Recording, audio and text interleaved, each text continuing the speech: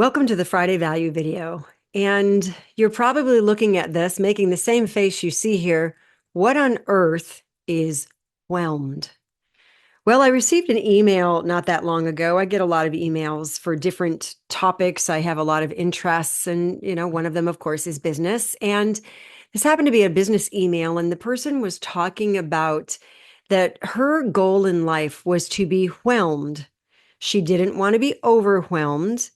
And she didn't want to be underwhelmed. She just wanted to be whelmed. Well, of course, this really led me to wanting to look up the definition of this word. So when I did, what is whelmed? Kind of interesting.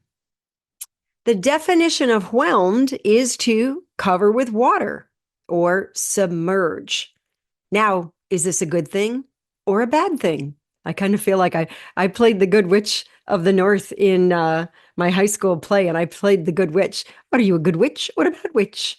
But I don't want to digress here. So, to cover with water or submerge, is this a good thing or a bad thing? Because most people think of being overwhelmed as a bad thing, or underwhelmed as a bad thing. So you would think whelmed would be a good thing. Well, it's kind of interesting because it's kind of the same thing as overwhelmed, but not quite. So let me move on here. So the definition of overwhelm is to surge over and submerge or engulf. Now, there are multiple definitions and they're all similar, just using some similes, or sorry, not similes, synonyms. But whelm is actually labeled as archaic in NOAD as it has fallen out of use. So basically, whelm really does mean overwhelm. Because now they're no longer putting the word over in it to make it seem like you're more than whelmed. So it's kind of the same thing. So I guess this woman might have wanted to look up the definition, but let me move on to why I wanted to share this with you. Are you overwhelmed in life? Do you have too much on your plate? Or have you taken on something that you think is insurmountable? Or do you have a goal that you don't believe will ever happen? Well, you might be surprised to see this, but we actually want more in life. We do. We want more in life. And then we get it. And then oh no, how am I going to handle this? What's going to happen here? How can I do this? So we want it, and then we get it, and then we feel overwhelmed. Well, what about underwhelmed? That's to fail to impress, to perform disappointingly. Are you underwhelmed by your progress toward your goals? Maybe because you're feeling overwhelmed?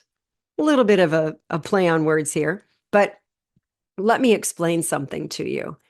The interesting part about being overwhelmed is it's not necessarily a bad thing.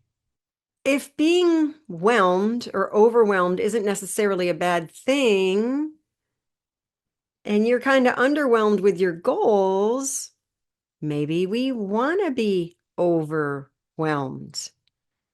We want more in life. And when we get it, that might be a good thing.